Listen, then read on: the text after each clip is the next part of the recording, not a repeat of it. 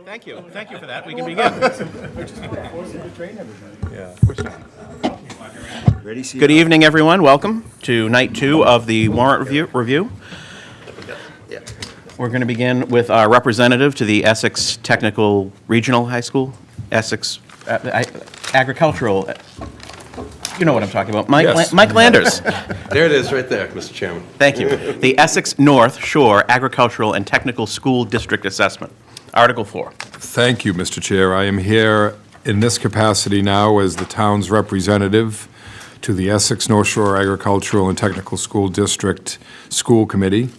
The school committee at Essex VOTEC obviously approved the budget that we had. That budget resulted in a 2026 assessment of $4.488,222, which is the about a 4% increase over year to year.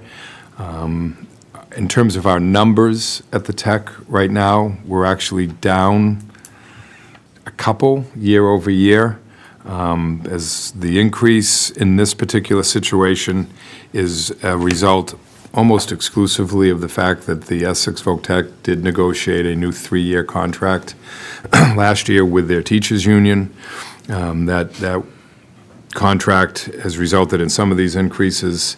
In addition, there is some additional money in regards to capital improvements on the site. A substantial portion of that would probably be on what I would describe as the east side of Route 62. The large building that's over there, they're in the process of converting that into classroom space. There's also some money that went into the veterinary center as well. That was an increase that's really from last year. There was also an increase in the respect that when the legislation went into place to create the new school district, at that time there were a number of individuals, obviously, who were part of the Essex County retirement system.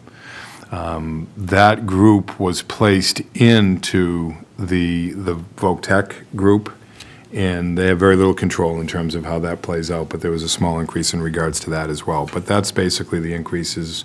Most of the areas of the budget, as you saw, I know everybody received the lengthy budget, were relatively level funded over year.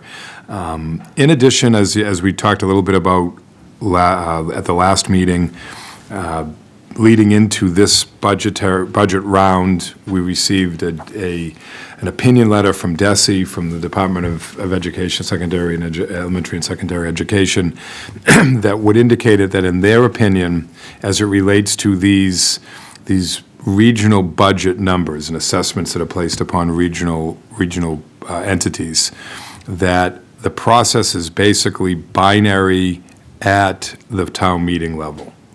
Meaning that once that committee, that school committee, votes for that budget and for that assessment number, there is no ability by either the select board or the finance committee to adjust that number, and that number must be basically conveyed as is to the town meeting. My understanding of reading that is that the town meeting could then obviously vote that number up or down, or conceivably change it at their level. But for some reason, the DESE is of the opinion that the additional portions of the town meeting process, which are the reviews at both the select board level and the finance committee level, cannot do that. Whether I agree with that or not is sort of unimportant at this point, that we do have that out there. But I'd be willing to answer any questions that anybody might have in regards to this particular item. Well, it's you, so I hope everyone has hard questions. Yes, and belittles me. Yes. And let's start with Wally. Eric? How does this get changed? Because this is, not in this year, but in previous years, there's a lot of distress around this mandatory assessment, if you will, and the fix for it is not at our level. It's at legislative level somewhere in the state somewhere. How does that get talked about and adjusted or addressed, if ever. It doesn't happen here, but it has to happen somewhere, and I imagine that's in the, at the legislature. Yeah, I would think so. I mean, I can tell you this, that in many respects, part of the reason why I'm happy, but I'm okay, if that makes sense, with the 4% increase that we have is that, and granted, these were driven very much by enrollment additions in other communities, but we have communities, especially 3 communities, Gloucester, Beverly, and Marblehead, who obviously faced a number of specific issues within their community. They all received increases this year in their assessment amount more than 10%. Peabody and they deal with their funding on this particular issue different than we do, so it's not apples to apples. But Peabody saw an increase in their assessment year over year of about $1 million. And I'll tell you, even for Peabody, that's a real number. So other communities, to some extent, are facing many of the concerns that we had 4 or 5 years ago in terms of that. There's been a lot of discussion as well about changes to the admissions process, and we've had some discussions with that. The only thing I can tell you specifically with it is that the changes as proposed are unlikely to help us in regards to any type of legitimate control over this number. So it is a problem that is no longer just Danvers' problem, so to speak, and it does need to be addressed at the legislative level. Thank you. And then my second and last question is, any discussion around, I think 2 years ago when we had this conversation, there weren't expansion plans, but there's always construction going on up there, so. Yeah, I mean, there's no question that the administration believes that they do, and I'm not going to disagree with them on this, that they do a very good job at what they do. I agree. Clearly, there is a substantial number of students that apply for that school that cannot get admission. They view that, along with other things, as a mandate for the idea that that program should be expanded. I have said privately in meetings with folks up there, I've said it publicly at meetings there, and I'll say it publicly here now, that I do believe that at that particular site, there is a point of diminishing return. Mm-hmm. And so I am concerned that although we definitely want to expand access to this type of education, doing it with a 2,500 student facility in Danvers probably is not in our best interest as a community, and it more importantly is probably not in the best interest of the kids who are going to go there. So, but those are all things that are out in play right now. Good. Thank you. Paul? Not in any particular order, Mike, but I was just looking for information in the pamphlet. Do you have any numbers that say how many children go on, graduate to 2-year colleges and 4-year colleges? I think in the last one that I had heard, and again, I'm sort of throwing some numbers out here that are relatively correct, but I think about 60% of the kids that are there go on to 2- and 4-year programs.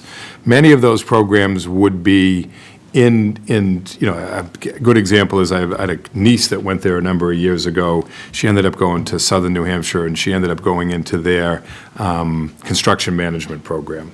So and she was in her major at Essex was masonry. So I think you can see a bit of a connection there. There's a lot of computer stuff that they do there, a lot of that type of stuff. A lot of those kids do go on to 4-year colleges with computer. But that, again, I think we've had lengthy discussions over the last 5 or 6 years about where Danvers kids are going out of that. I think everybody is perfectly fine, if we want to put it that way, with those kids that are going into what we would describe as traditional vocational. We need those jobs filled. They're great opportunities. Lots of kids get a great education with that. There are other kids up there who clearly are doing things that are much more on a more traditional educational level, and they do it in a different way in regards to the sort of the educational model than what we have in the traditional sort of 4-year high school. Mm-hmm. But I think the number, short answer is the number is about 60% go on to it.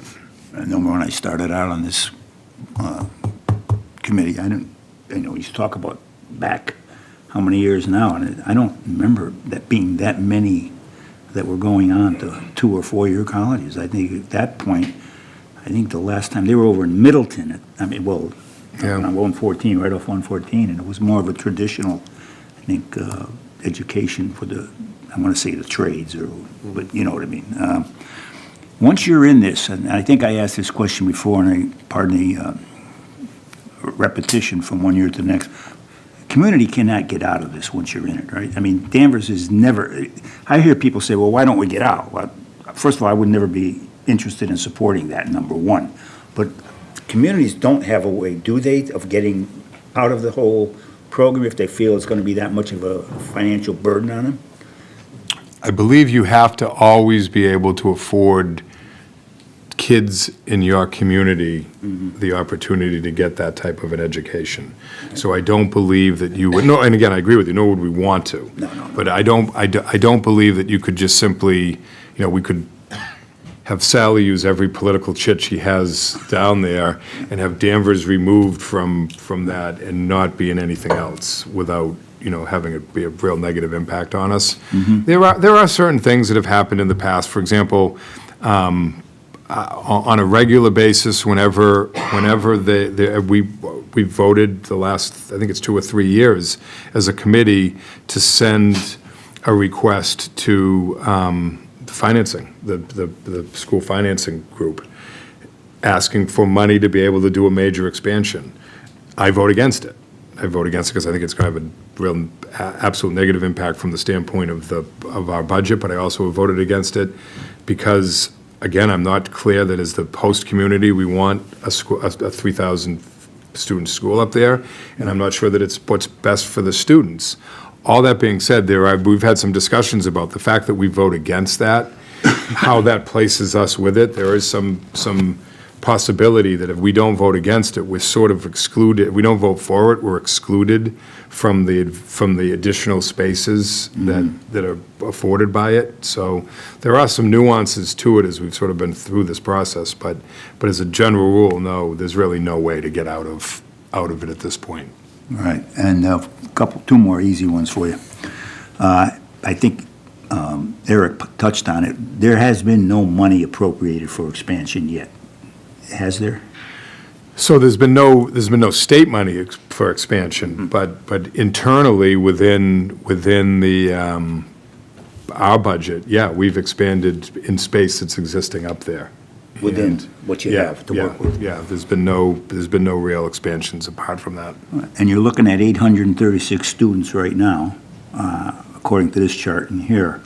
And two things, it says in-district and surrounding area. Well, in-district are the 17, and the surrounding area, is that part of what the ag can take in, or they take in from out? Yeah, it's Or- mostly the ag part of it. So again, when the school was formed, you basically took two things. You took the North Shore Voc Tech and you took the Essex Aggie, you combined them together. Obviously, the North Shore Voc Tech communities are those 17 sending communities. They're the ones who each sends a representative. Our votes are weighted. So for example, I get 5 votes because I'm bigger than everyone else, I guess, or whatever, but Peabody's even bigger, it's even bigger than me, so they get 7 votes, but. Not gonna the, touch that 9 one. votes, but they, and then there's 5 agricultural votes, there's Yeah. 5 representatives that come from the state, but most of those students are in Essex County. Okay. Obviously, so you're dealing with Lawrence, Methuen, Lynn, a lot of kids from Lynn, a lot of kids from Lawrence, a lot of kids from Haverhill, But not necessarily in ag then, right? all in ag. Oh, all in ag? Yeah, so if you're a Danvers kid, and I won't go too deep into how the process works once you get in, because obviously once you get in, there's a discovery period and other parts. But if you're a Danvers kid that goes there, the entire curriculum is open to you. If you're a kid from Haverhill, only the agricultural programs are open to you. Got you.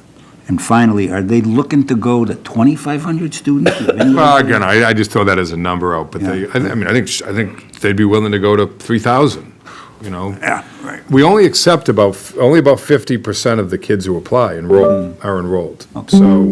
So you've got about 1,000 kids a year, as you said. There's 800, 900 kids who are applying. 1,836 Yeah. right now. Thank you very much, Mike. Informative. That's it for me. Arthur, have Adam. Well, no, I think that we need to let Mike preserve strength to go through the whole night, so I'll refrain from any other questions. I mean, to me, the increase is reasonable, and it's mostly salary-based, so I don't really have too much difficulty with it this year. Thank you. Questions from the audience?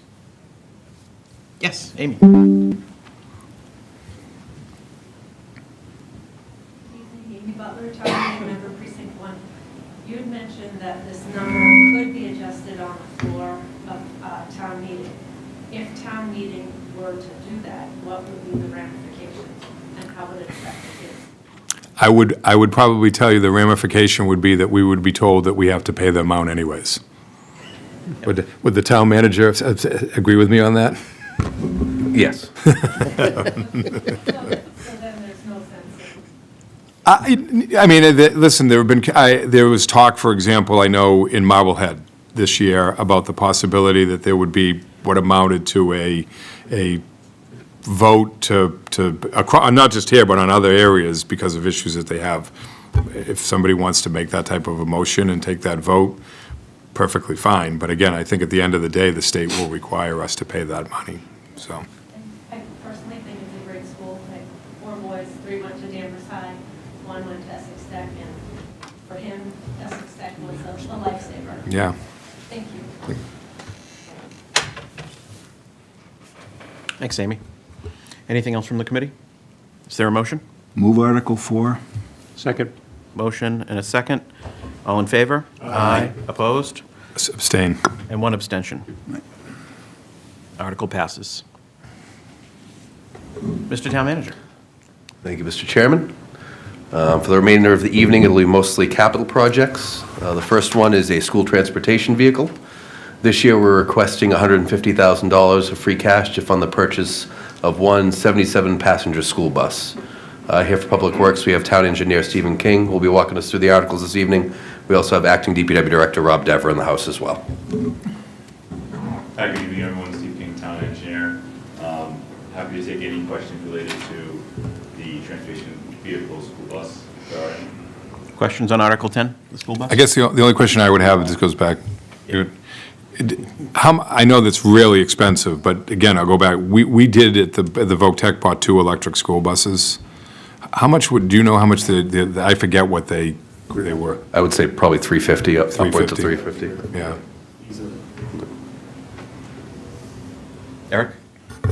I think the same questions that I answered the other day, because these I do know. So the failure rate for new vehicles, I'm interested in what brand of bus we're looking at, Freightliner or Bluebird or what have you. That's 1, 2, the warranty, and 3, just remind me, who does the repairs for our school buses? So first question, Bluebird, it's a 2016 replacement. Bluebird are replacing, so we go with the same company, manufacturer for the school bus. So you can hear me okay. Second question on the lease and warranty. It's your typical warranty that you would get with cars, so you have certain mileage on most of the generic type of mechanical components of the vehicle, and then additional warranties with the engine block. Is it, and the one that we're replacing, is it gas or diesel? I believe it's gas. They're all gas? How many miles are we when we get I rid don't of? have the mileage on that, but that's a good answer, so. So It's over 10 years old, so that's using in our vehicle replacement also. Okay, is that, 10 years. that answers the question a different way. Thank you. Anyone else? Questions from the audience on Article 10? Is there a motion? Accept the, I'm sorry, go on. I moved the article. Second. Motion and a second, all in favor? Aye. Opposed? Thank you. Next, we have Article 11, that's the pavement management and sidewalk improvements. So this is money we annually appropriate in addition to supplement our Chapter 90 program and do some small-scale paving projects and ADA work. So yes, as Ryan spoke earlier, this is for work outside of our Chapter 90 eligible streets, including town parking lots, and sidewalks that may not be eligible for additional Chapter 90 funding.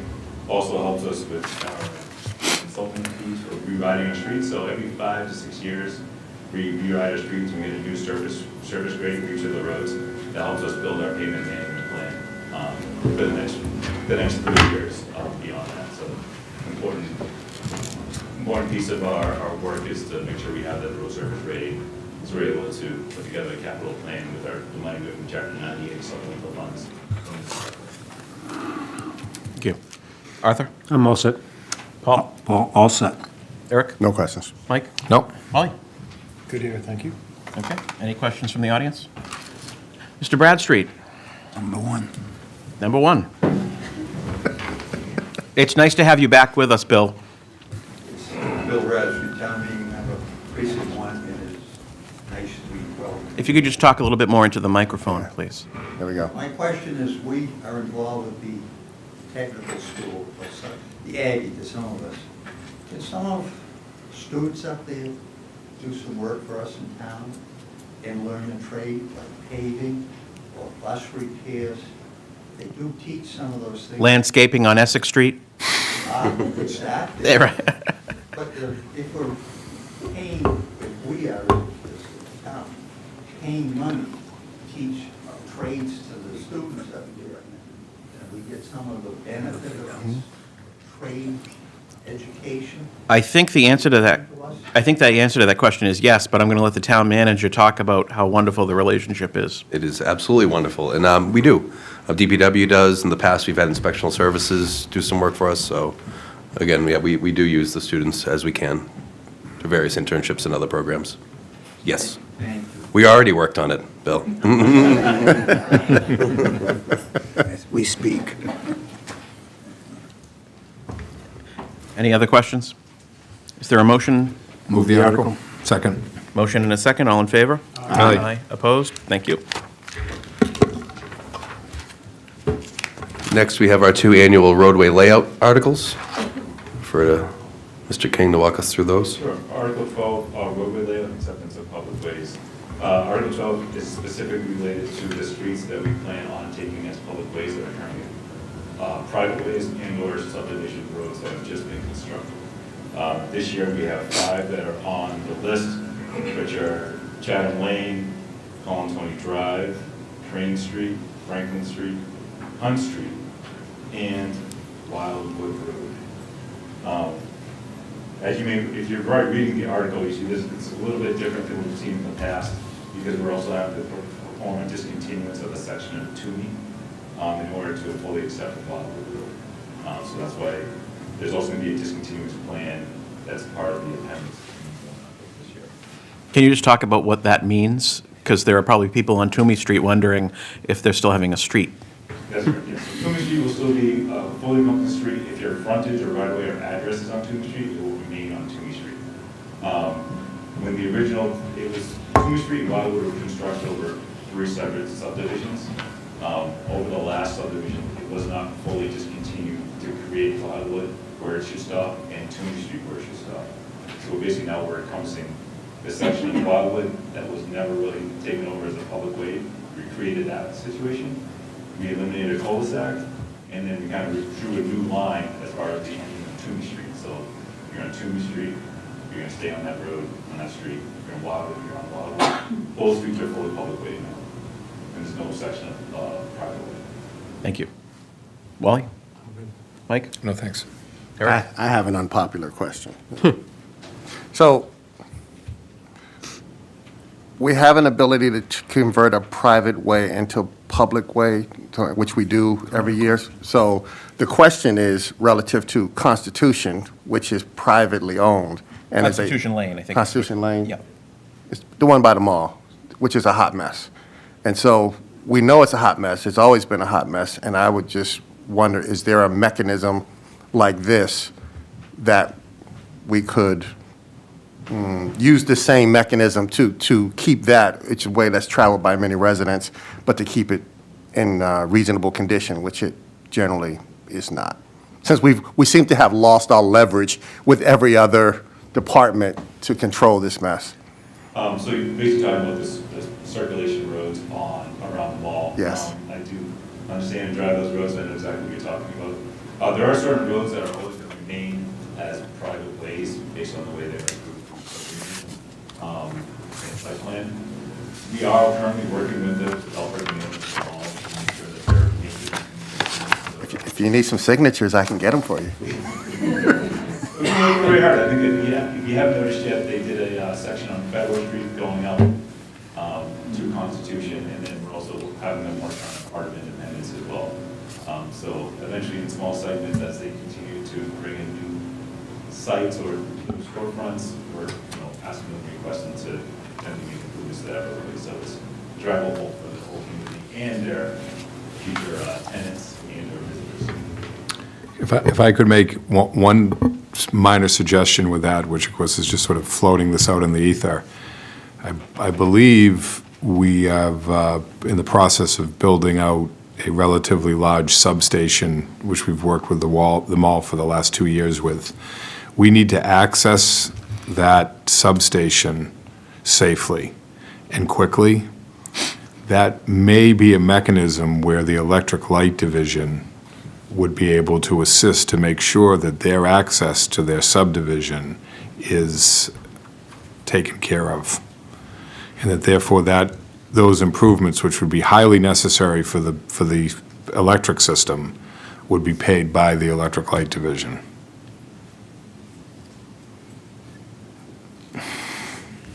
Yes. Paul? All set? Good. Okay. Questions from the audience? Article 12? Is there a motion? Move the article. Second. Motion and a second. All in favor? Aye. Opposed? Thank you. Article 13? Well, Article 13 is to continue the program of the street acceptance and public layout. So we typically estimate a cost of $7,000 to $8,000 right now to do a street layout survey of any private ways that are still not accepted by the town. I have a list of about 82 streets still remaining that are private way that we pretty much operate and maintain them as public ways. So we typically with that cost, we do about $25,000 a year. We can usually do 3 or 4 streets depending on the size and scope of the street. But some of the older roadways, we also get layouts and as-built, so we have accurate records of what's on the roadway as well. So overall, still been a successful program. We've added on We've added 132 streets since 2001, and roughly about 20 miles of roadway over the course of those years. Great. That are now working with Chapter 9. Arthur? I'm good, thanks. Paul? Are a lot of these roadways or streets most likely due to recent construction, new construction, or are they carryovers from decades? Carryovers from decades ago. Do you see any end in sight from the decade part of it? Yes, I mean, we do have a finite number, so there is definitely in sight, for sure. I think over the years, we've heard that there will be some roads that can never just be accepted the way they've been laid out or for whatever reason. I got it, Correct. We okay. have about we have 28 that will always remain private. And that's separate from the 82 list that the 82 number I already gave. Thank you. Eric? I have the same question. We can't just manage that road, just fit it into those 82, make it 83.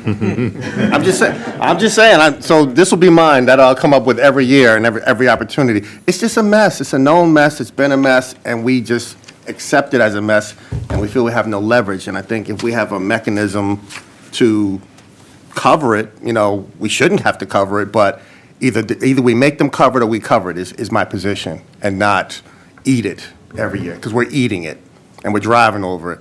And I just had my car in the shop this morning, talking about tires, and so it's on my mind. It sucks. Pardon It's my almost as language. if you live down there. You know what I'm saying? I do. I live right there, so I see it. It's a mess. And they paved on the backside because the bus goes that way, and that's a win. And the lighting is better, and that's a win. But it's a mess.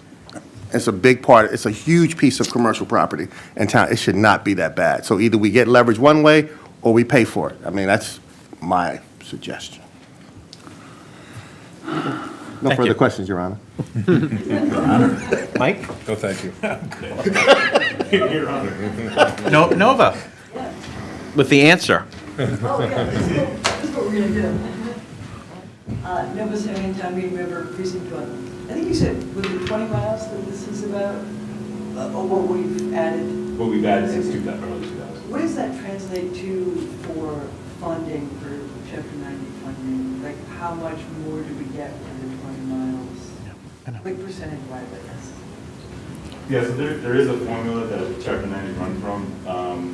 60% of the total funds we get, so we get $1 million, 60% of that is based on just the roadway miles. So it's another 20% is kind of based off of employment within the town, and another 20% based on the population. So kind of do some quick calculations, you know, we have over $600,000 just for the total miles of the roadway. So every mile works for us. Yeah. What is our plan? Oh, so wait, 130. Anything else? Oh, Bill, I didn't see your hand up. Go ahead.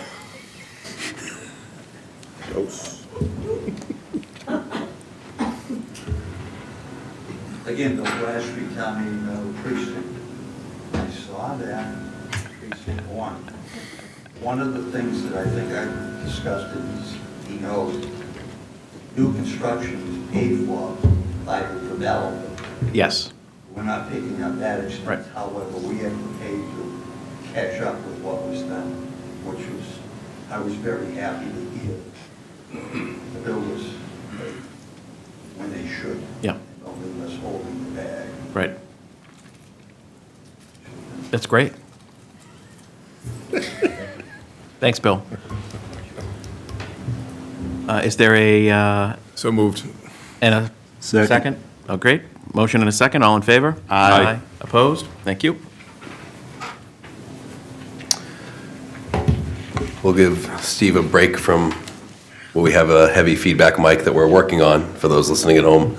And now we'll turn it over to Chris Sanborn to talk about a couple different articles. The first is our annual maintenance dredging of $20,000 towards a future dredging project is the first one. Chris, welcome.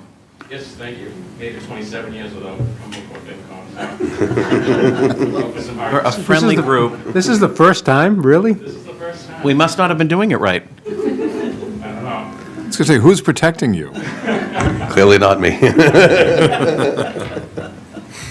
Yes, so Article 14, maintenance dredging, this is an annual appropriation, $20,000 towards future dredging costs.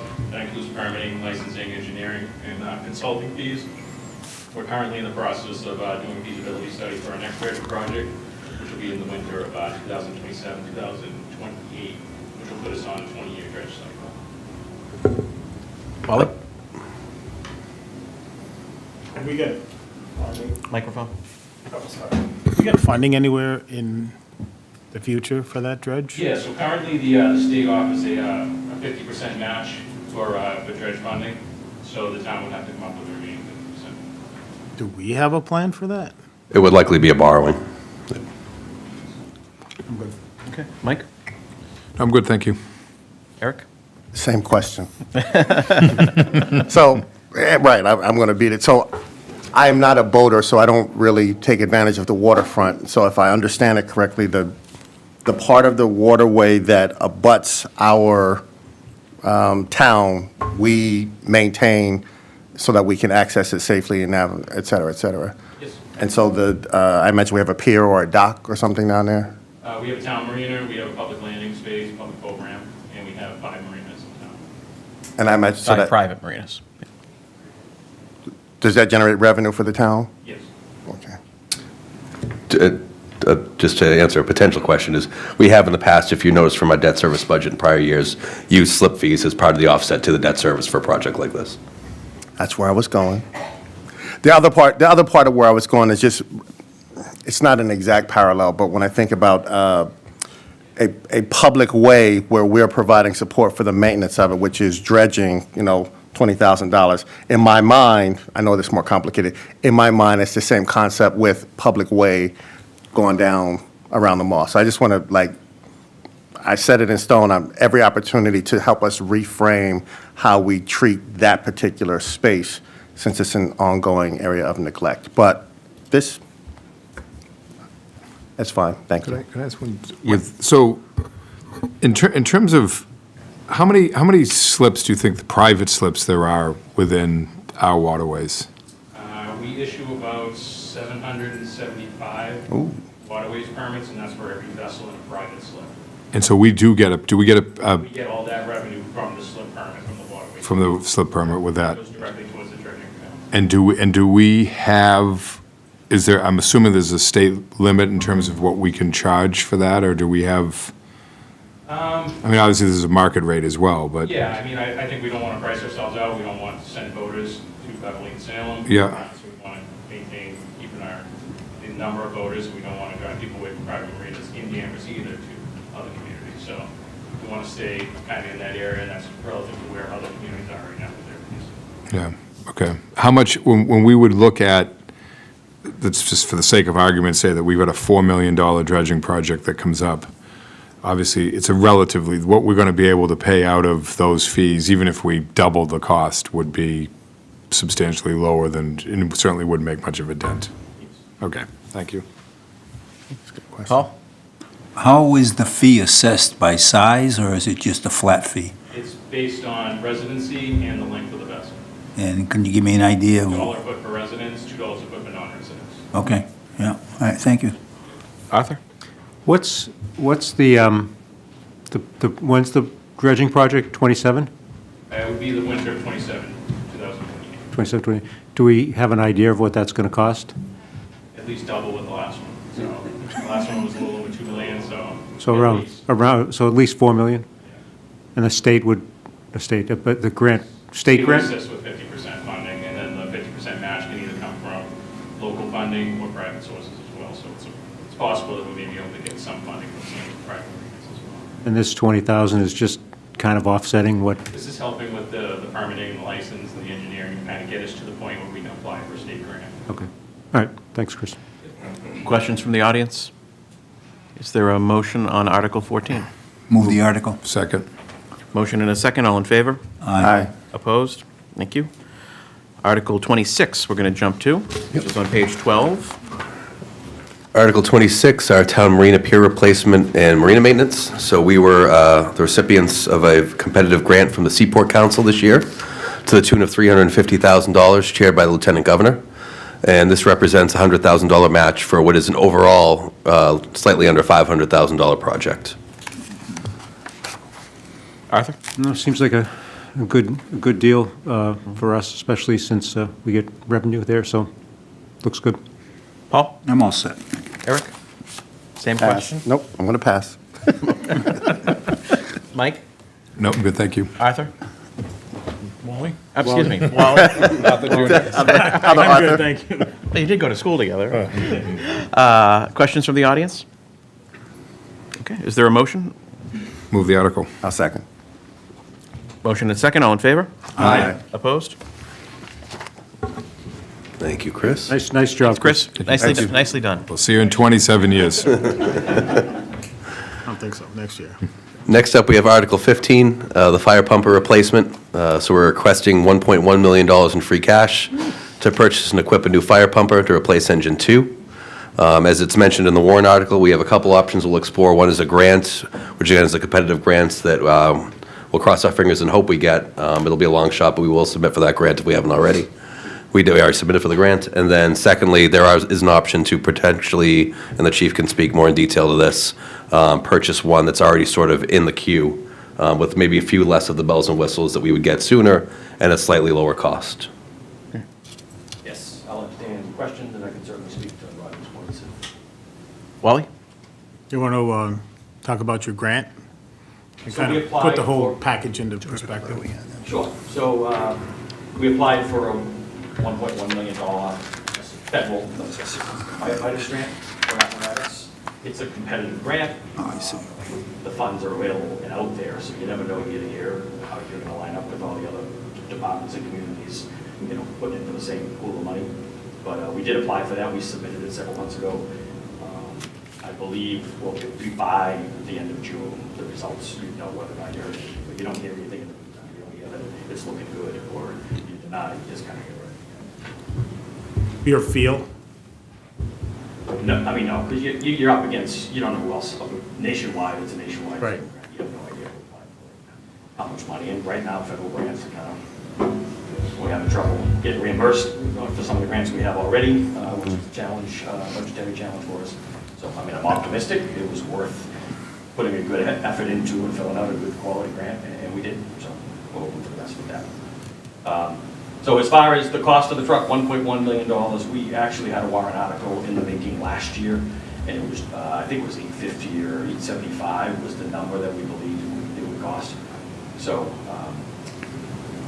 that article got tabled until this year, so we came back, we did all kinds of research, market research, and found out that 1.1 is actually the new number just for the pump.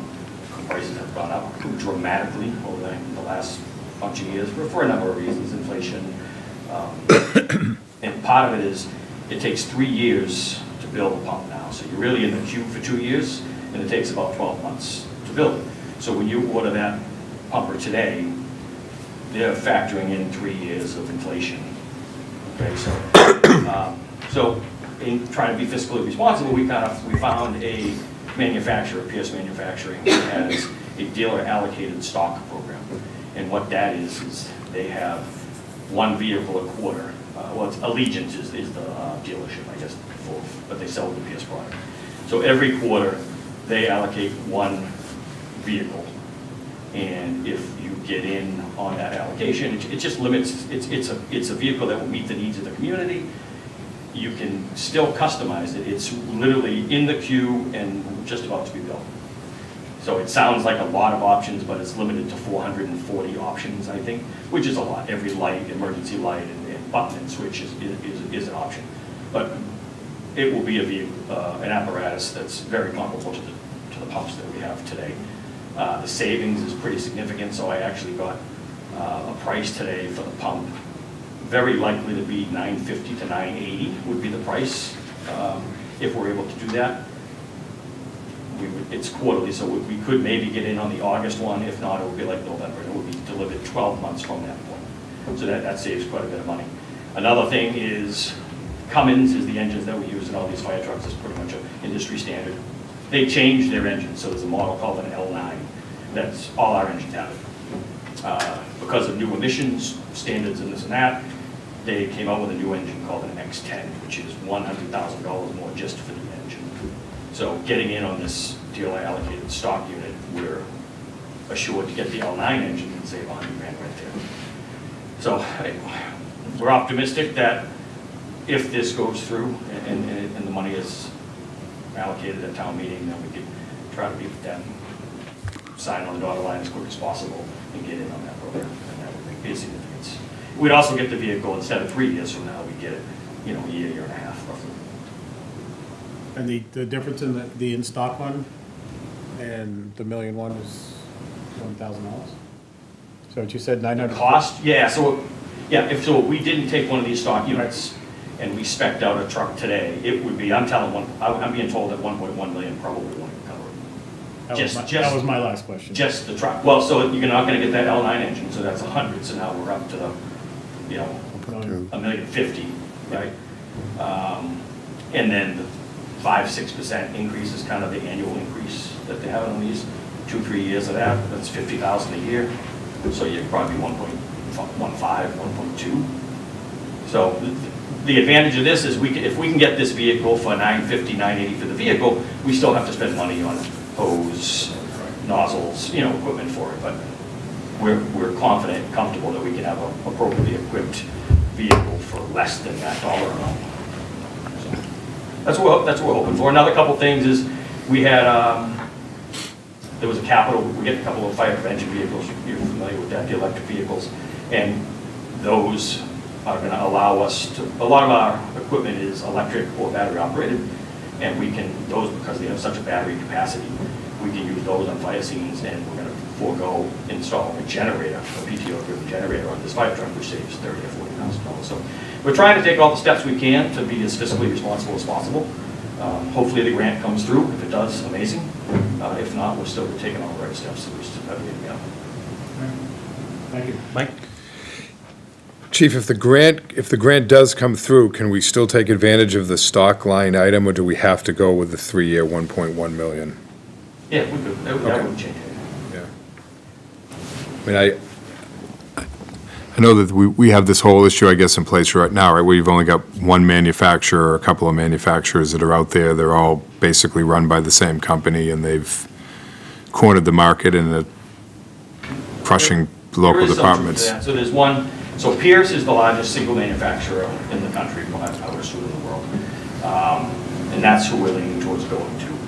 There's another company called the Rev Group, which is E1, which we bought a lot of those trucks over the years. KME, which is the last couple of trucks we bought. I want to say Spartan and Ferrara. There's like 4 or 5 brands. So it is kind of, like they have a corner on the market.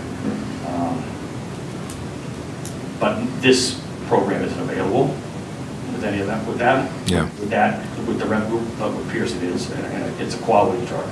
We form a committee. We have a department mechanic, and we have 5 or 6 volunteers on the committee, and every time we spec out a truck, we go around, we visit other departments and say, hey, what do you have? What have you bought recently? What's your luck?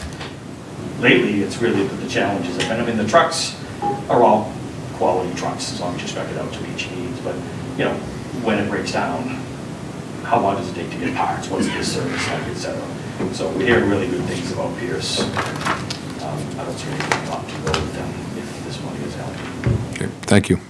Eric?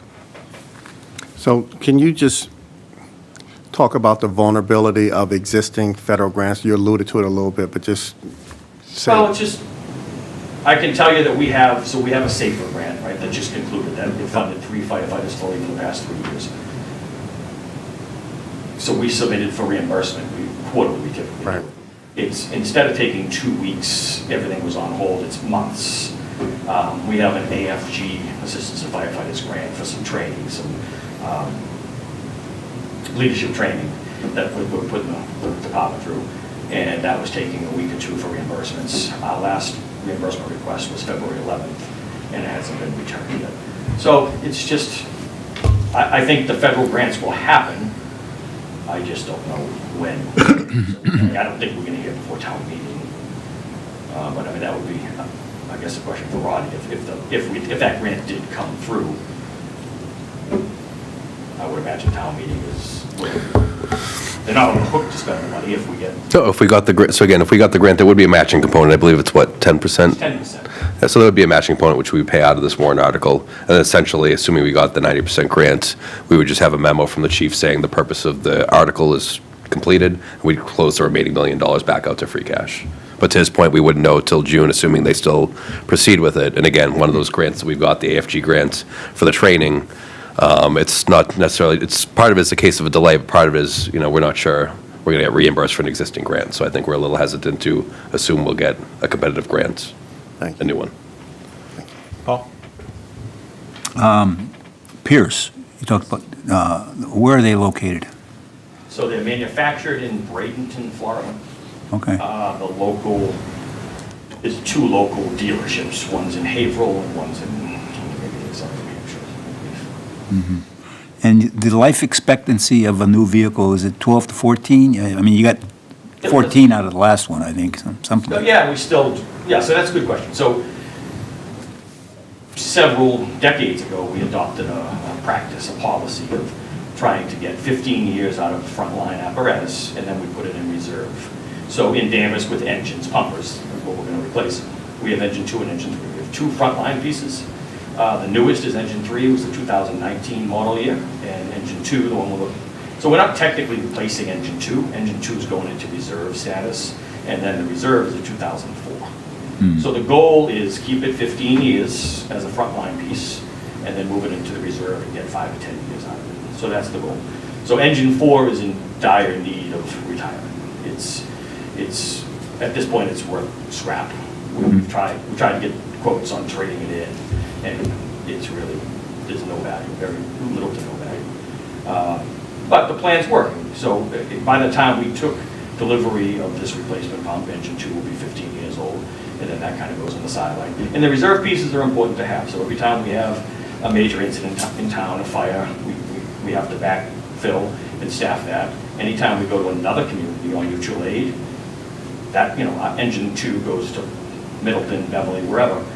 We staff our reserve piece for our own community. Anytime routine maintenance has to happen on the frontline pieces, they go into service, or if there's a breakdown. And sometimes they're in service, the backup reserve pieces are in service for days, weeks, months. You know, so it's important to have a reserve piece that still has some good life expectancy to it. Excellent, all set.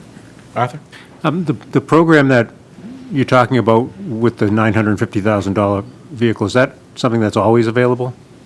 It's new, it just started. Okay. All right, and if we, so is there any question about if the article passes and you go down and you want to do this, will it be available? So we've been told there's a spot for us. It's just, we're not the only community vying for one of those quarterly trucks. So I would think if this does pass shortly after town meeting, after May 19th, we should get together with them. The truck will be spec'd out and ready to go, as far as no more decisions to be made. Get the contract written up. And then there's different options with paying for it, which obviously is about my pay grade, but you can prepay and there's savings. You can wait and not pay till delivery. You can pay 4 months before delivery. There's all kinds of different options, but the town would have to decide how they do that. But it's literally just get the contract and the PO going, and then you'll be in a slot. So it's basically the race to the finish line. So I was told, like, worst case scenario, if we didn't get the August, then we would get the October maybe, or November, and at the very worst case scenario, the spring. So, and then it's 12 months from that point. Okay. All right. So there is one, it's just how soon. When exactly you would get it, right? Which in any case would be still faster than the 1.1 plus million dollar. We'd save 2 years of increases. We've already been assured that we can get one of those L9 engines, which is saving $100,000 right off the top. Okay, thank you. Questions from the audience? Nova?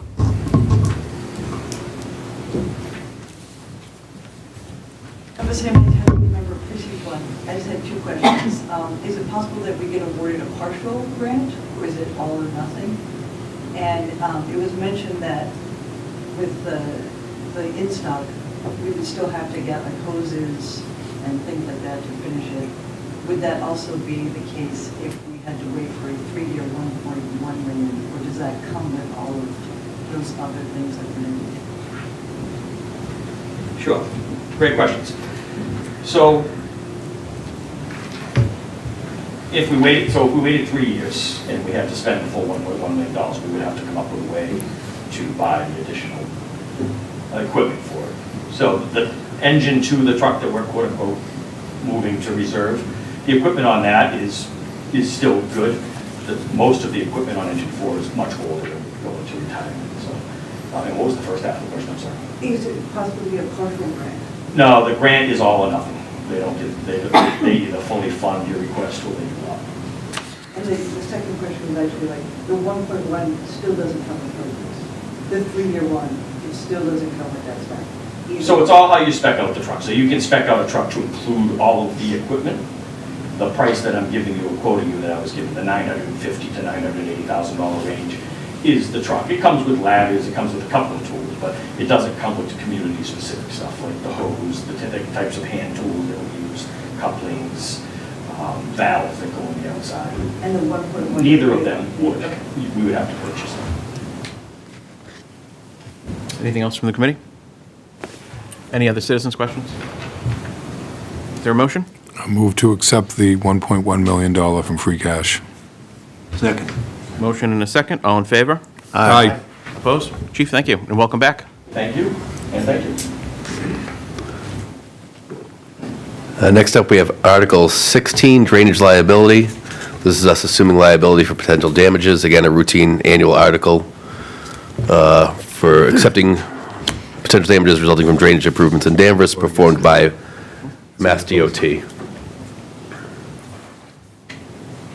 Steve, anything before we ask you questions?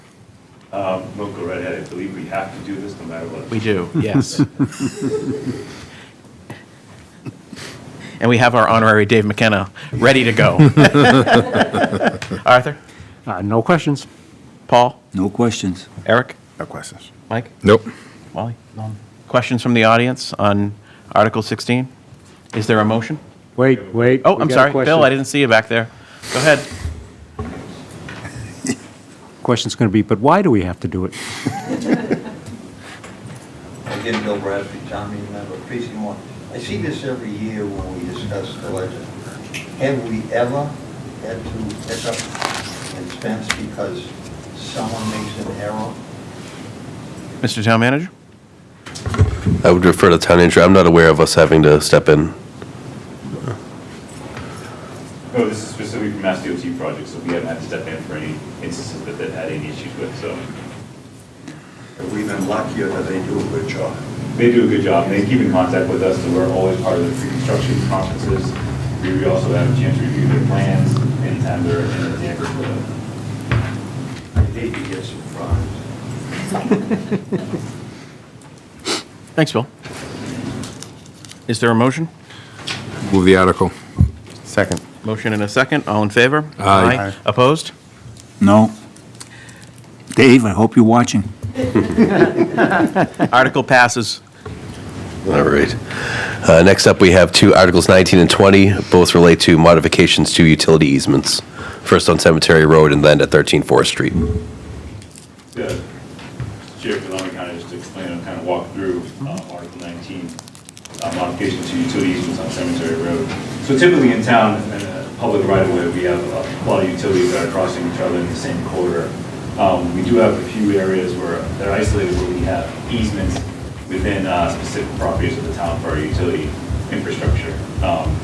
One being, some being the case that they're typically only allowed to have that specified utility in that easement. So if we have a sewer easement, it's only allowed for a sewer easement to be within that 20-foot or 30-foot easement that we took by order of taking.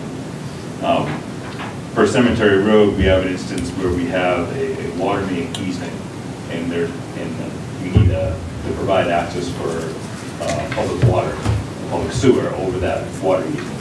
So the request would allow modification of the select board to be able to allow a utility other than water to cross over that existing easement. Wally? So, Microphone. the properties up there, Cemetery Road. Cemetery Road, we increased, there's 3, is that correct? And we increased the value of those properties huge by giving them sewer. Town get anything for that? Affordable housing get anything for that? Is there any? We have existing sewer on the road, they haven't made any connections with any. But they can't make connections without giving this easement, is that correct? It would be very difficult to do that, yep. So, once again, there's an increase in the value of each one of those parcels up there. Does the town benefit for that, or we just let that go and increase the tax on the property if they build on it? If they build on the tax property, would definitely increase for that. But as far as the Part of parcel, the monetary obligation for allowing the additional utility, I think that's the question you're asking. it is. We haven't asked for that. Okay. Would we? Do we?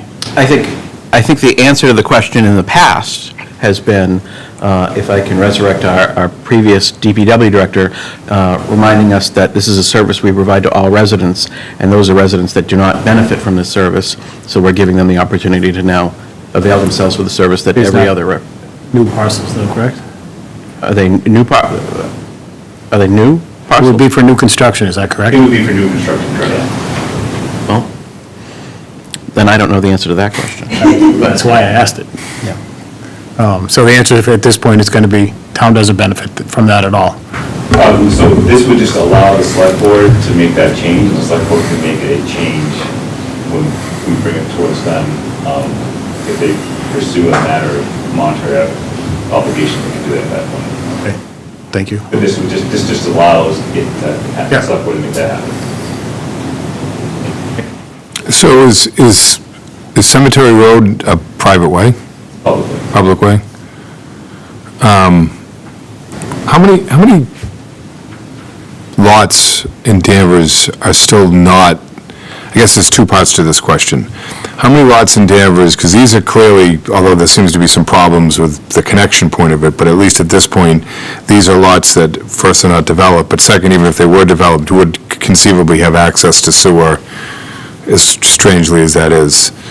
How many lots that are developed, one, aren't connected to the sewer, and two, how many of them are not connected to the sewer but could be? The first question, how many lots that are developed are not connected to the sewer? We do have a handful, I don't know the number off the top of my head, but there are certain areas that are not. We have outskirts along Valley Road. We still have we had a couple lots on Andover Street that were never connected on both ends, the Middleton end and the PBD end, and some of those properties.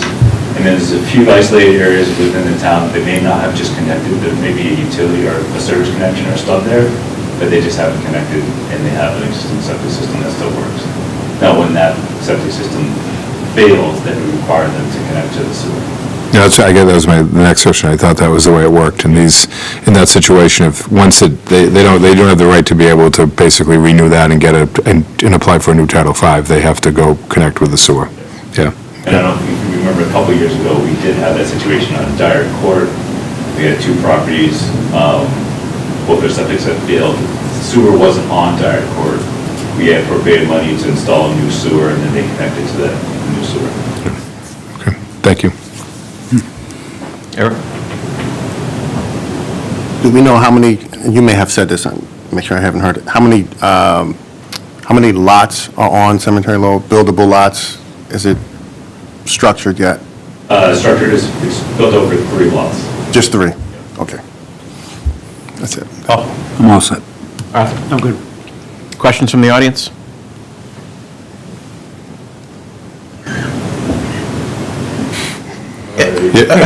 Generally, if you're unsure, that you don't do it. Can't help. He was looking, but he wasn't raising his hand, so I was unsure as to what was happening. He was too. Town meeting, when I was precinct 1, in my mind, when the work was done on the, I think it was Brad Street Avenue, and, the sewer, I think, and water was put in, but the stubs from the street were put up to the edge of the property that might at some point need that use. Don't we, it seems to me we have some kind of a lien or something that's in place. If they never use it, if they never hook up, that's one thing, but if they do, then they have to, at that time, have to pay for what would have been done if it was started from scratch. We've already done the line into the edge of the property to save us the wear and tear of tearing the street up and then having to repave it if we apply certain, Yeah. Okay. So if there is a stub there and they haven't connected, they are still charged a nominal sewer fee that is there on their sewer bill. They just won't, obviously they're not paying a bill for any uses because water's going into their septic tank, and that's how that calculates the sewer charges. But regardless, if there is a sewer stub or sewer main that's in front of the property, it typically will be a sewer stub, they are charged that a fee with their sewer rates, with their sewer bill. Thank you. Just wanted to know. Article 19, right? Thanks, Bill. Well, Anything else? Is there a motion? Move the article. Motion Second. and a second, all in favor? Aye. Opposed? Thank you.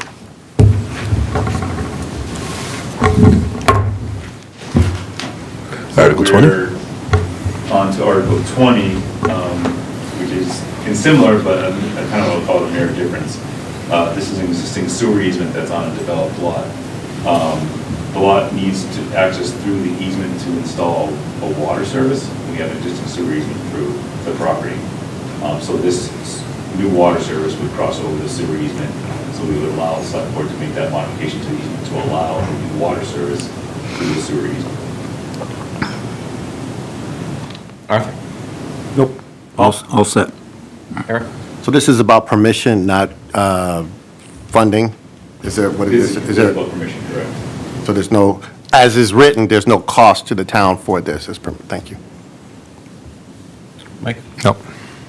No. Questions from the audience? Is there a motion? I move the article. Second. Motion and a second, all in favor? Aye. Opposed? Thank you. Article passes. Thank you. Next up, we'll go into the Sewer Enterprise Fund warrant articles. Those are 17, 18, and 21, all funded by retained earnings for a combined total of $1.633 million. The first is Article 17, our annual article for drainage maintenance.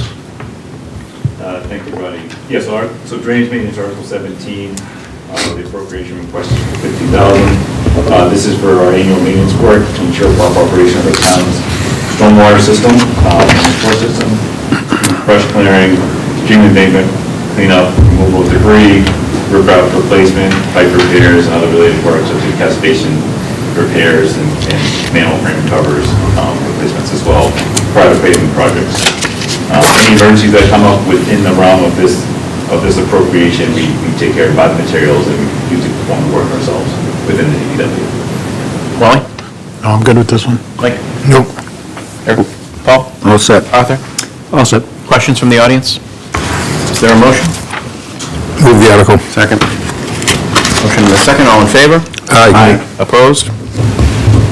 Article 18. Article 18 is our high-pressure flushing and vacuum truck replacement. Should we go around the questions? Sure. If you want to just walk through, so this was an article last year that we presented. The truck is still in need of replacement. Just a slight increase in the cost of, I think it was $675 last year, $683 this year. Again, we're happy to walk through the article, or we can jump into questions, whatever the preference is. Arthur? Well, want to bring this back. Steve, just tell us why we need it. Sure. So this is a replacement of our 2013 frontline emergency vehicle, which offers a wide variety of solutions for us cleaning clogged sewer mains and stormwater utilities. Also, it's a has a high velocity water nozzle, helps remove sediment waste from manholes, some of our pump station wet wells. We provide hydro excavation in isolated areas where we can't get full backhoe within certain locations that may be heavily congested with existing utilities. We're using, considering downtown, if we have utilities from Verizon, electric, water, sewer, drain, gas, some of those tight areas where they make a spot repair, hydro excavation can be performed with this vehicle. Currently, it's got roughly around 12,000 miles on it, 2,900 hours on the engine. We've done a variety amount of training over it annually. So over the past 3 years, because it is a heavy piece of equipment, it can be very delicate, but also it's a very high usage machine that we use every day. So we're using it for any sewer breaks, any issues of sanitary sewer overflows. That's our first response vehicle, so that goes out and clears the lines prior to any of that going into our stormwater system. So we only have one of these, right? We only have one current. And the one that we have is how old?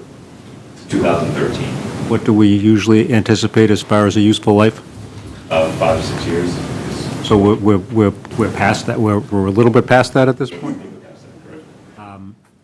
And have we, there are times when it's not working? There are times when it has been out of service. Sometimes it's taken out of service and we've had to call in a rental contractor. Also provides the same service in trucks to us. So we've had several times the truck has gone down for mechanical repairs. Sometimes a week time frame or sometimes a month duration.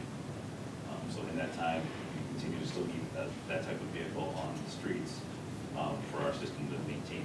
We have over 120 miles of stormwater and 130 miles again of sewer mains in the street. Over the, let's say, the past 5 years or so, is it, if you look at the record, does it show it being out of service more as the years go by? And is that significant? Yes, we did kind of a 2-year look back just recently. And equipment costs along with repairs in FY24, we spent about just over $25,000 in repairs to the machine. FY25, roughly just over $33,000 in repairs. Also in that same time frame, we've also had the unit rentals while that was out of service because it was off the road. FY25, we were roughly at $69,000 in rental costs. FY24 is about $15,000, just over $15,000 rental costs. I'll leave it there for now. Paul? Is it presently operating? Correct, yeah, this is. So we would move this into a reserve? No, we would trade. You trade it, okay. No, all set. Do we only have one in the fleet? Is one vehicle of this type? There's only one vehicle that's in our fleet truck. Thank you. I think we asked this the last time we were here, but what do we, I'm assuming that 683 is the net cost minus the trade-in? No, that's the full cost. So what do we think we'd get for the trade-in? Trade-in, we're estimating right now, last time we reached out to a few people, 50, 60,000. And where would that go, Mr. Town Manager? So we have a couple options. So that was, again, for a trade-in value. We also have the option through either municipal bid or an auction to sell it as well to see what the best price is. The funds would always stay with the sewer retained earnings. Even with the new truck, would we still anticipate the need to rent for certain things? It would have to be an emergency event. Let's say if we had a failure of our pump station, one of our main pump stations in town, for instance, Summer Street, which is one of our larger ones, just the amount of flow being able to back out the wet well, drive that up to a gravity feed, we'd have to have another truck there to keep up with the flow, depending if it's a wet weather event. I'm assuming there are times during the year in which the use of this truck is busier than other times? It's on the road every day. It's pretty much on the Well, basically what I'm getting at here is that, all right, so we're going to make 50 grand off of the other truck.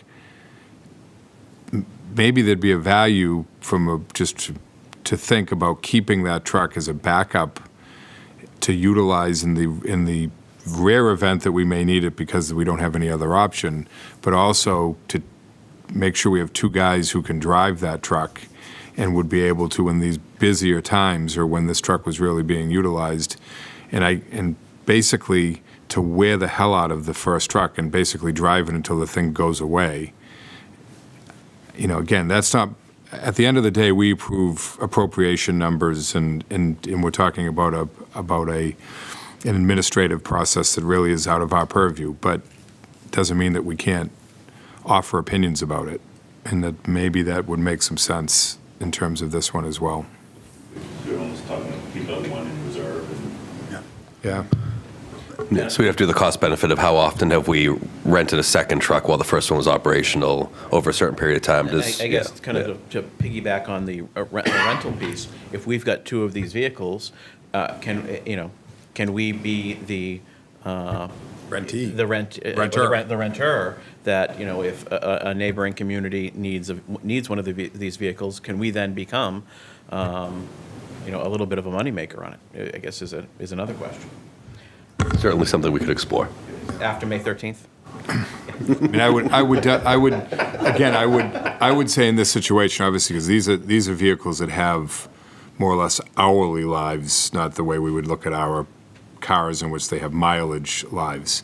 And if we're able to get as many hours out of the existing truck that we have, which again, we're not going to get much for, that would come at the benefit of fewer hours for the new truck, which again would seem to allow us to move forward with it. Again, I've gotten way too deep into public work stuff that I know nothing about. So but again, I get to sit up here and throw things at people. So I think that Ron can definitely take a look at that, but it is a life cycle cost analysis. Yeah. We, one personnel be able to manage both trucks, two fleet maintenance and their rentals, and is there a possibility for mutual aid? There's a lot of food to look at.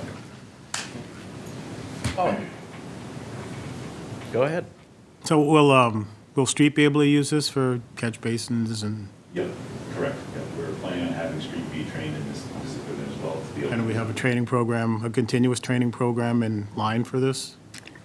Yeah, so we have once we receive the vehicle, our fleet mechanics will go with the vendor, all the mechanical components.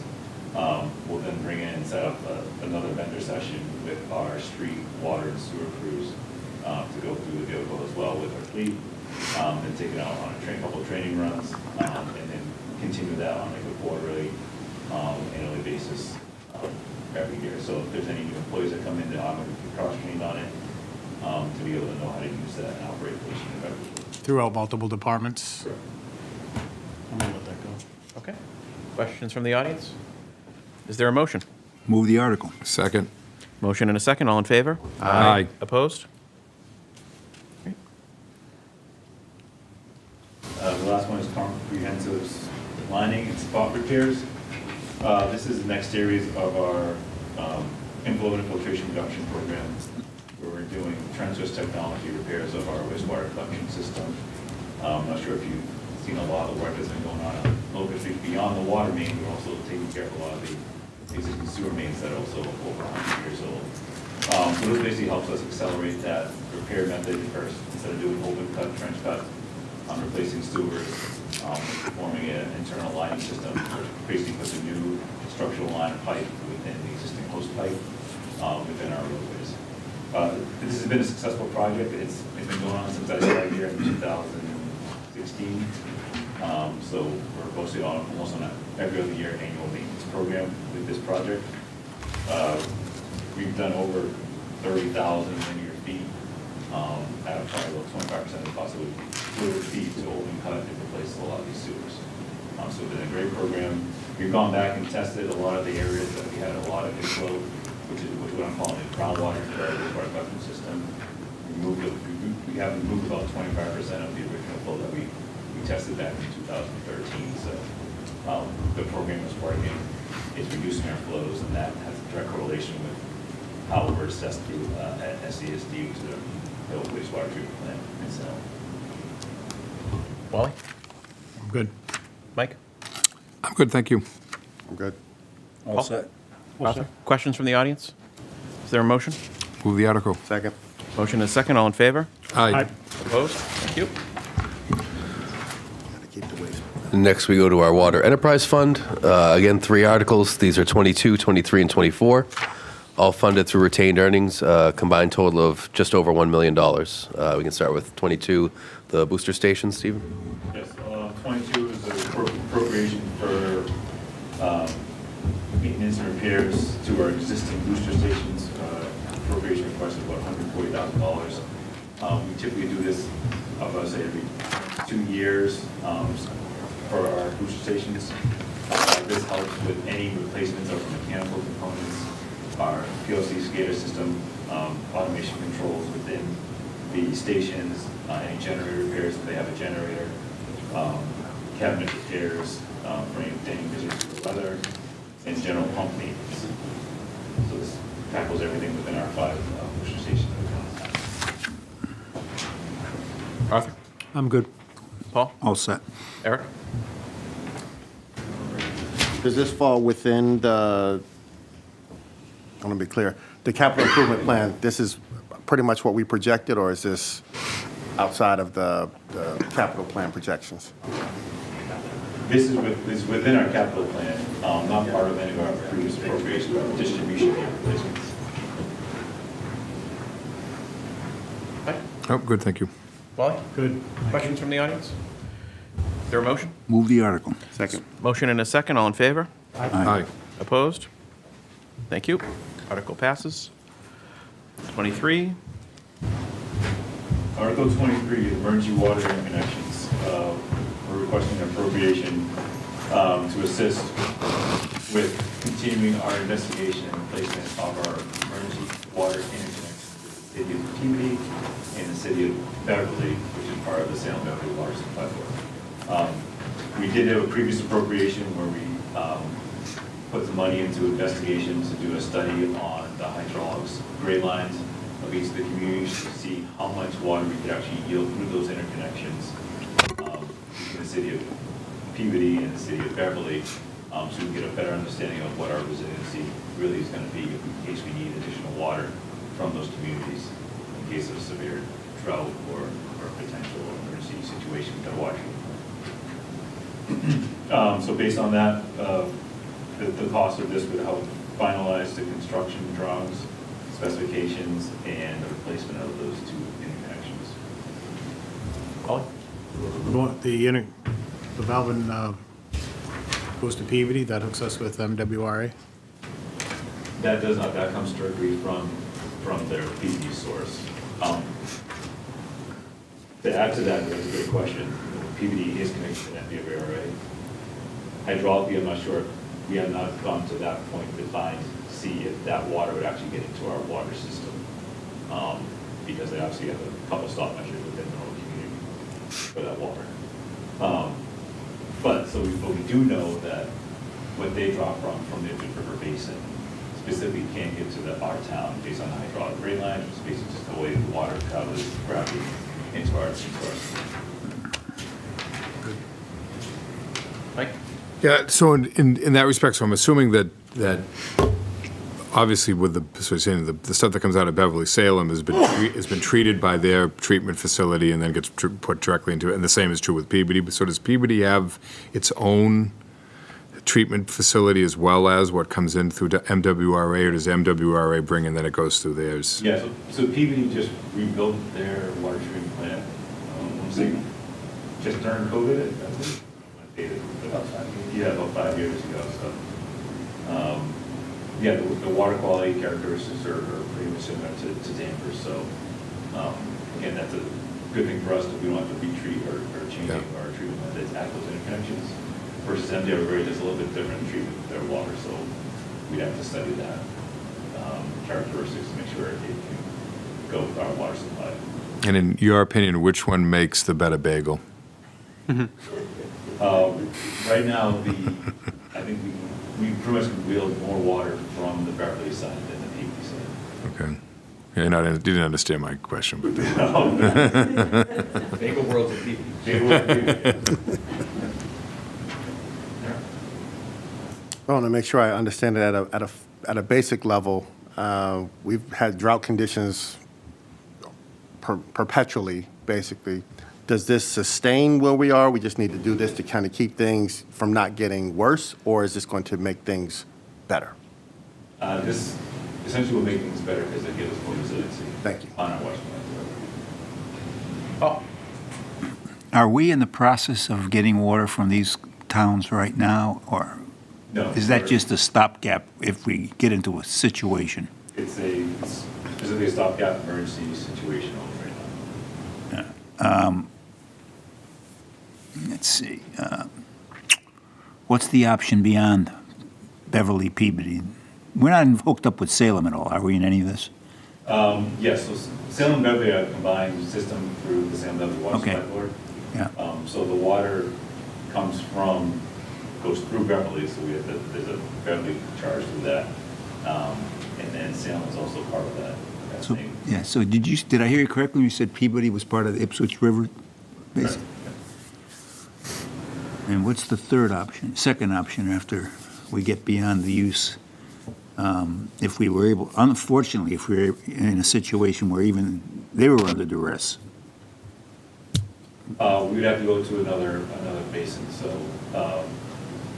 there is a potential that we could, and we looked at this just when I started, looking going up through Andover, as well as a potential connection source, if our basin wasn't, being able to supply us with enough water. Trying to stay away from the MWRA?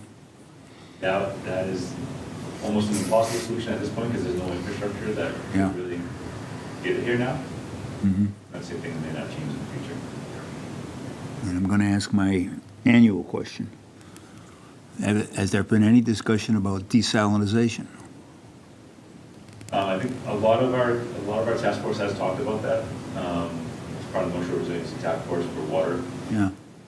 It's a conversation piece. It's a huge expense, and again, it's also the difference in your whole distribution infrastructure, because now you have to change the rerouting of your current water needs in materials. Hmm. For desalination. I understand, yeah. Right. Okay, thank you. All set. Okay. I'm all set. Questions from the audience? Nova?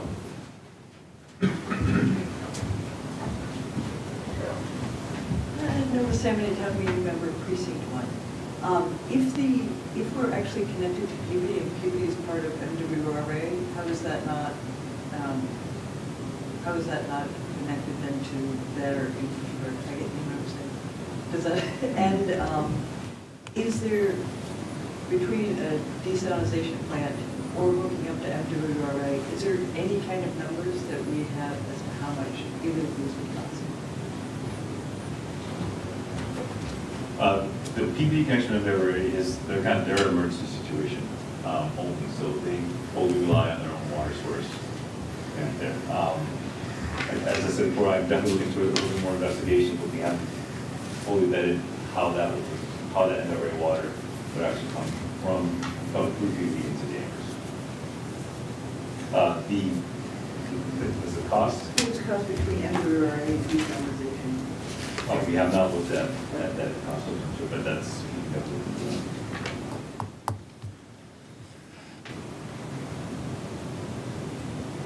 Anything else from the audience? Mr. Bates, welcome.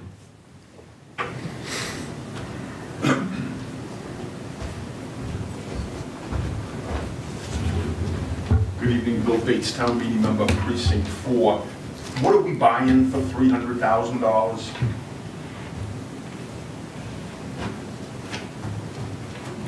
So the purchase of the $300,000 is the internal components of the piping and gate valve and telemetry for the connections at each of the facilities.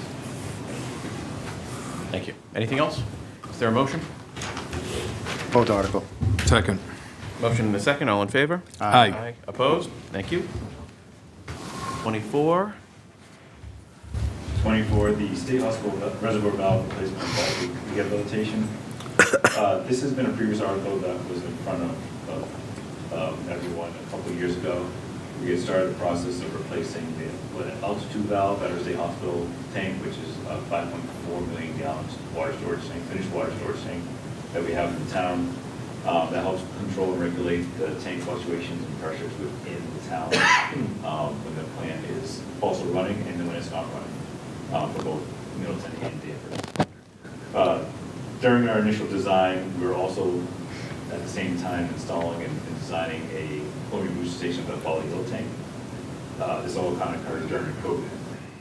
At that time, we decided, due to the situation, we focused on just completing the chlorine booster station at the Folly Hill tank, allowing that tank to come back towards normal levels, and then we wanted to refocus back on the State Hospital valve replacement. Also in that time, when we were doing that investigation work, we realized that the existing vault is not currently within the town's water easement on the Commonwealth of Massachusetts.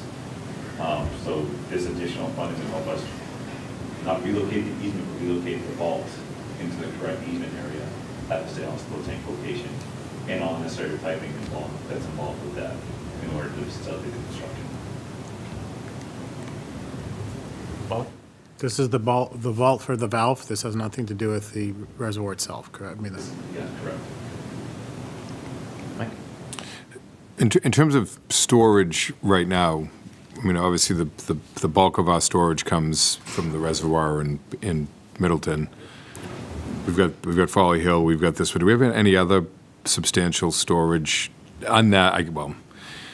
I guess we have lots of storage in Middleton as well, but it's not controlled, On so. the raw water side, the storage is at our Swamp Pond Reservoir in North Reading and the Emerson Brook Reservoir, that's also in Middleton, along with our Middleton Pond Reservoir. Finished water, we have just the 2 tanks, so just under 10 million gallons stored in those tanks each day. So when you say finished water, does that mean that water from those tanks will go directly into our houses? Correct. Okay. What would happen if you didn't get 625,000? We're just having a very tough time in trying to regulate the tank levels within the system to help regulate pressures and fire flow. Paul? All set. Arthur? All set. Questions from the audience? Bill?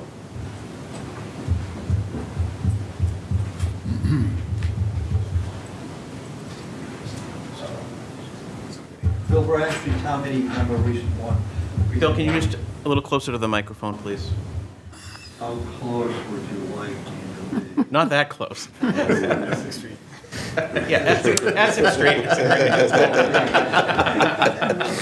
I'll make a note of it.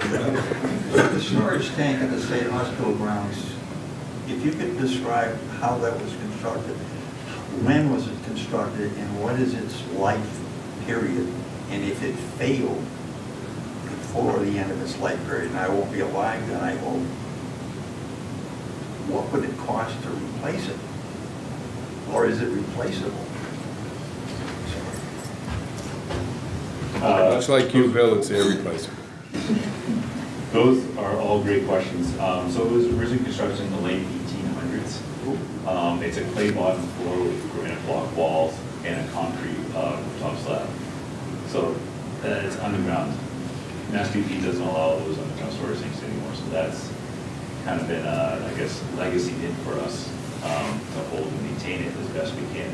So we do inspect it both physically and we do drain it down sometimes and do internal inspections, and then we also fill it and do kind of like a submarine search and video camera through it to make sure that we're properly operating and making sure. We have to submit all those reports to Mass DEP as well. The cost, I can tell you what the cost. A lot. We wouldn't be allowed to do another underground storage tank. So it'd have to be above ground, and that'd be a different set of circumstances and costs. We go over the last. We do, we take great care of it. Thank you. Anything else? Is there a motion? The article. Second. Motion and a second, all in favor? Aye. Opposed? Thank you. Next up, we have our annual building improvements warrant article for a combined $739,000, $529,000 from free cash, $37,000 from our water use mitigation program, and $173,000 from both the electric department itself and electric efficiency upgrades. We have a full detailed list in the warrant booklet, and we're happy to answer any questions. Arthur? Nope, I think that seems reasonable. Paul? Are we taking these one singly, or is it actually Article 27, right? All of Article 27. All articles. Yep. Yeah, I'm all set with them, right. Oh, one more, oh, no, I'm sorry, excuse me. High school rehabilitation of stadium restrooms. How old are those stadium restrooms, and it's like an exterior repair, and is it a heating problem too? Yes, there's two separate issues there. It's a CMU block restroom facility, so that's damaged, it's been leaking. So we want to repair those CMU block walls. We also have interior ceiling repairs that are required, and we need to upgrade the heating system within there, within the facility. So it seems to be requested to be in use a little bit longer, and we want to make sure that if that request comes in, we're able to use the heating system properly for the restrooms. How old is it, man? It's got to be 6 or 7 years old now, at least, right? I can't remember when. That was rehab during the high school construction project. It was a little after. Before my time. Yeah, after that, yeah. Yeah, we for some unknown reason, we didn't connect it, but I think it was built when we did the high school construction, wasn't it? The reconfigured the whole. Afterwards. That Was it? project was finished, I believe, in 2014. And 12 years, right? The stadium is coming up on 12 years now? Wow. Okay. Eric? So my question, and I brought this up in the first week, about the library, because I don't remember that we've discussed a lot of capital improvements for the building, and so I'm interested in the condition of the. The entire facility. Yeah, I mean, I see the library and I think HVAC, I think painting, I'm thinking roof, and I don't recall us having those conversations, and so it's just been on my mind. Yes, we, in previous years, we have had articles related in the building warrant to assist with painting, Okay. lighting. HVAC. replacement, Okay. setbacks. Yep. Okay, it's just my memory. Appreciate it. Mike? So, as I do, I think every time when folks who apparently did not grow up here write these warrant articles, there is no such thing as a drinking water fountain. We have bubblers, and they're actually pronounced bubbler. And so I would appreciate it moving forward if these articles be taken care of properly. Thank you. I object. Wally? I think I'm good. Nothing to say at that point. I know. You can't follow that one. Anyone in the audience have a question? Question number 5. Go ahead, Bill. The last one was 5 parts. What happened to 3? Is he getting extra because he wasn't here? Yeah. Yeah. Yeah. Bubblers. town meeting Whatever. member. In the past, I had always asked about solar panels. Most of our schools, not all, have flat roofs. For building a solar farm for landfill, is it cost effective to, anytime one of these projects is done, even close to the roof of one of these buildings, to perhaps add a solar unit to augment? I mean, is it worth the while? I mean, that's what the world seems, it's either wind or solar. Can't we take advantage of solar energy somehow when the opportunity presents itself? Through you, Mr. Chairman, and since Clint isn't here, I'll refer to our member of the Municipal Light Board, but we do have solar projects on 3 schools right now. So we have them. And my understanding is that the reason that we have them only at those 3 schools is because for a number of different reasons, those are the only schools that would allow for the placement. There are issues in terms of some of the things, of positionings of other stuff that just doesn't give you the room to be able to do it. There are some structural issues with it, but basically there was a full review done by the Department of Public Works with the effort to be able to put solar panels on every school that we possibly could, and we have done that at this point. Those projects will be done before the project at the landfill is done. In fact, I think all of them will be done, if they're not already done, by the end of this year. Which schools? I believe I know it's the high school, Smith. Smith and Third. the Highlands. Okay. Yeah. Yeah. So once again, not only are we acting on it, we've done it for you. And that would be something that in the future, when the canvas of a building that the town owns, a consideration made. Always Nobody is, likes yep. flat roofs.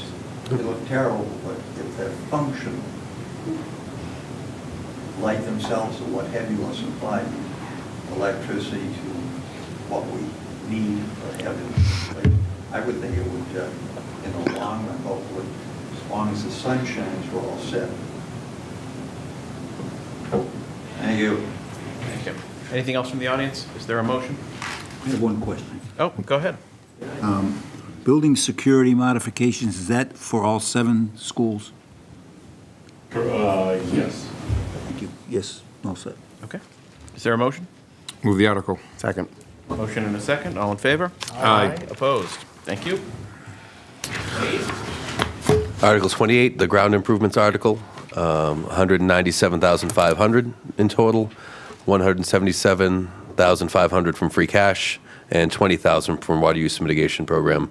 That one reflects water bubblers, Yeah, as this Mr. one- Landers preferred. Obviously, the people who did this one knew something about Yes. it. Dave, did you do that, Dave? Again, the full detail list is in the warrant book. We're happy to answer any questions. Wally? No, I'm pretty good on this. Mike? No, I'm good, thank you. Eric? Yes, I have a request. So Articles 12, 19, 14, 20, and 28 reference a lot of different places in town, and I will admit that I try to keep up with them, but since I haven't been here for 50 years, I don't always know what you're talking about. I think it's an educational opportunity to have a map or a photo so that, to help get grounded. Oh, that is so wonderful. I was going to suggest that a retired or former select board member drive him around town to. I can tell you, I knew Jeff Finney, he was a very good friend, but I Yes. cannot remember exactly which one is Finney Field and which one is Moulton And this Field. is, but they- I use them often, and I always get them confused. Finney's the backfield. Finney's the backfield. Okay. I always know him as the new and the old field still, so. Those two I know. The other ones, I got to get around. I think I'll talk to somebody about a tour. There we go. Thank you. I appreciate that. I forget which way we were going. I think Paul's next. Yeah, I'm up. Nothing really on the article, just a point of information. The President High School athletic field with track, I'm just curious, what's the lifetime of that? Now, if it was built, I'm not sure, we said it, I think 2012, 14, somewhere in there. Yeah. We're coming up on 10 years on that, am I right? Just over 10 years. Yeah, that's a long time for What are you looking at in the future? Because it's not just an $800,000 deal when you replace one of those and/or the track too. So what's the thought process? The track probably has a little bit better lifetime than the field usage. But I would say, yes, we need to start being in the process of planning for some type of refurbishment to the turf field at the high school. That would be a total replacement. Correct. Yes. I'm not sure what the costs are now, but trying to think of, started these things back in 1971 or 2. I mean, you remember? It was green concrete. Just about. It was after 4 years, you were playing. Painted blacktop. Working on a parking lot. Any idea, I can't recall what the original cost was to put that complex in and/or the field separately. Our stadium is big for us. No, I'm just more interested in the field because I think that's going to have to be replaced. The stadium and the track, obviously you're going to get a lifetime out of the stadium, but the track, you're going to go a few more years. Yeah, the range back then was like a $1 to $1.2 million Yeah. for the field replacement. It's probably going up a little bit in cost. There have been a lot of changes too. But, Materials, the surface texture. that would probably be So it's bonded. either a new field or a pumper truck.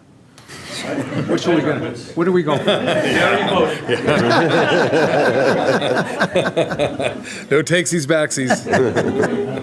All set here. I'm good. Arthur? Okay. Wally? So on the Rebecca Nurse Homestead, fence gate, which I assume is part of the deal, right? So you just listed the conservation restriction, which will provide the history and landscape of the area. How much is the town going to pick that up, in addition to the new gate? I don't know the deal up there. So we paid, for the conservation restriction, we paid $750,000. That. And then just as part of that agreement, these are the only repairs that we agreed to as part of it. Yes, correct. Yeah. Anything from the audience? Nova?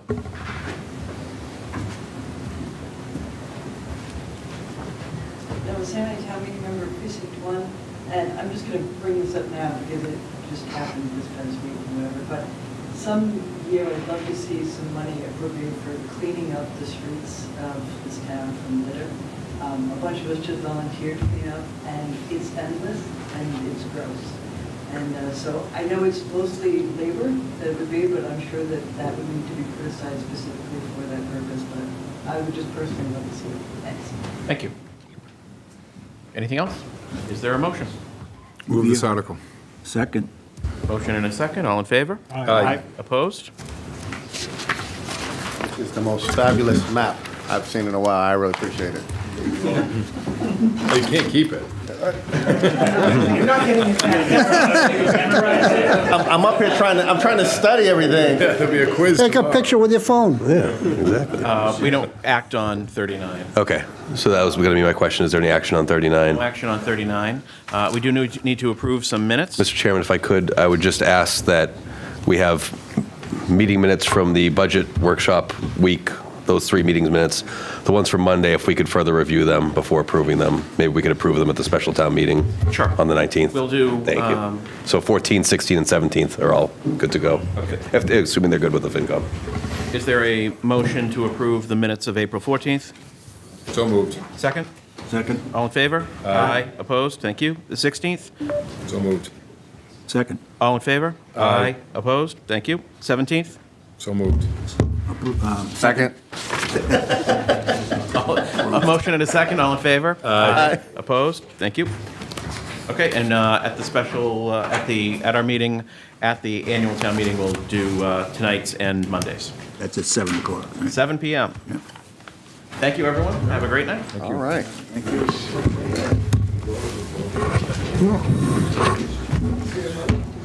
Am I good? Can I-